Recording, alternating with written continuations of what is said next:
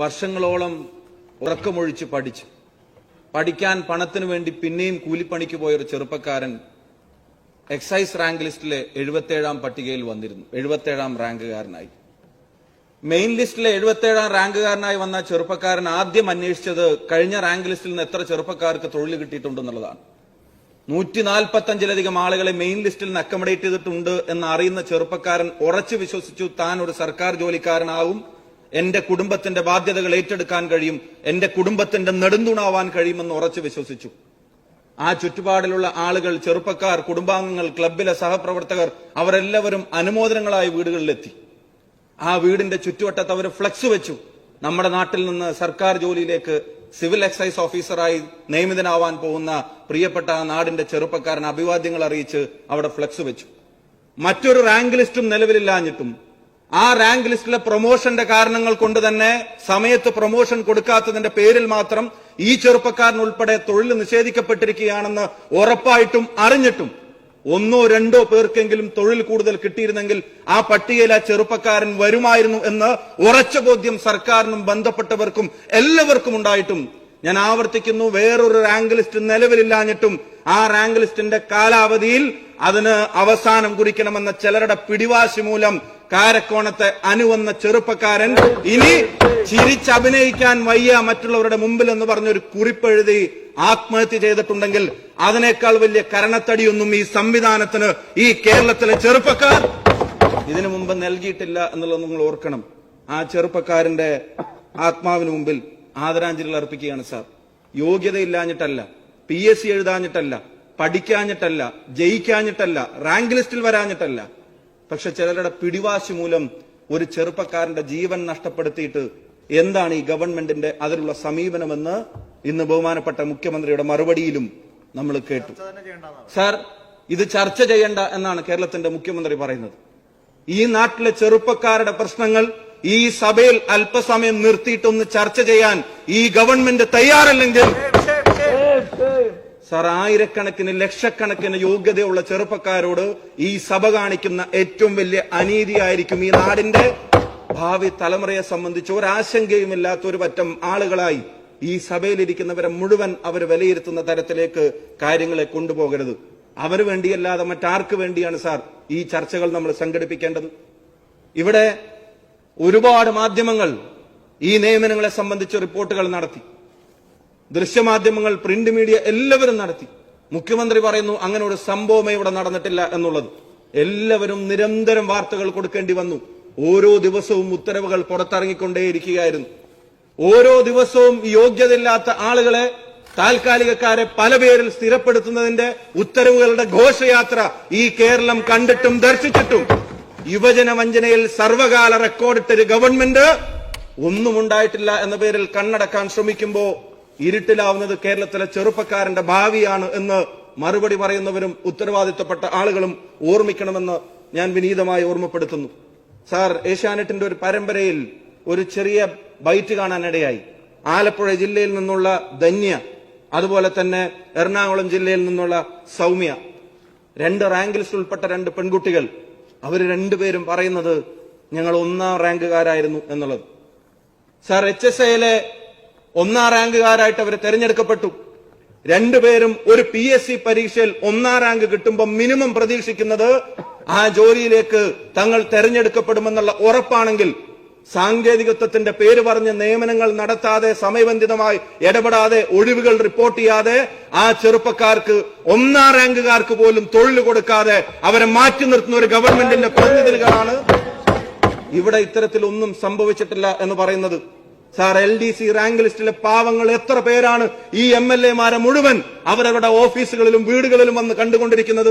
എന്റെയും നിങ്ങളുടെയും ഔദാര്യത്തിന് വേണ്ടിയല്ല, അവരുടെ അവകാശത്തിന് വേണ്ടി അവർ നടത്തുന്ന പോരാട്ടം അതൊന്ന് ചർച്ചയാക്കാൻ പോലും ഈ സഭയ്ക്ക് സമയവും ഒഴിവുമില്ലെങ്കിൽ കേരളത്തിലെ ചെറുപ്പക്കാരനോട് ഇതിലും വലിയ അനീതി എന്താണ് ഈ ഗവൺമെന്റും നമ്മളും കാണിക്കുന്നത്? സാർ, LGSലെ റാങ്ക് ലിസ്റ്റുകൾ, കഴിഞ്ഞ കാലങ്ങളിലെ നിയമനങ്ങളുടെ കണക്കുകൾ അവർ പുറത്തുവിടുന്നു.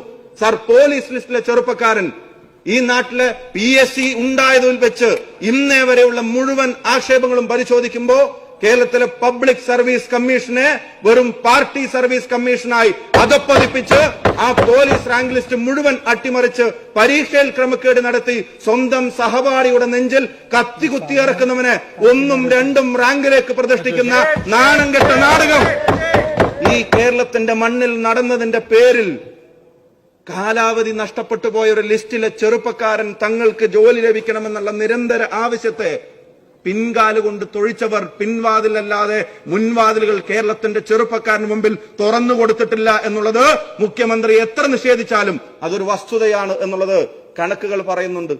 സാർ, ആ ചെറുപ്പക്കാർ എക്സൈസ് ലിസ്റ്റിലെ ആളുകൾ, ഡ്രൈവർ ലിസ്റ്റിലെ ആളുകൾ, ഏത് ലിസ്റ്റ് വേണമെങ്കിലും നിങ്ങൾ എടുത്ത് പരിശോധിച്ചോ. ചെറുപ്പക്കാർ കയറി ഇറങ്ങുകയാണ് ജനപ്രതിനിധികളുടെ മുമ്പിൽ. ഞങ്ങളുടെ റാങ്ക് ലിസ്റ്റിൽപ്പെട്ട കാര്യങ്ങളിൽ ഒഴിവുകളൊന്ന് റിപ്പോർട്ട് ചെയ്യണമെന്ന് പറഞ്ഞിട്ട്. സാർ, ഒരു കാര്യം ഞങ്ങൾ ഓർമ്മപ്പെടുത്തുന്നു, ആരുടെയും ഔദാര്യമല്ല അവർ ചോദിക്കുന്നത്.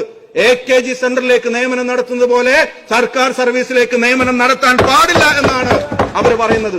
അതിന് പാർട്ടിയുടെ കൊടിയോ നിറമോ അതല്ല മാനദണ്ഡമാവേണ്ടത്. അവന്റെ യോഗ്യതയും അവന്റെ അറിവും വിദ്യാഭ്യാസവുമാണ്. സാർ, അത് ഇവിടെ അട്ടിമറിക്കപ്പെടുകയാണ്.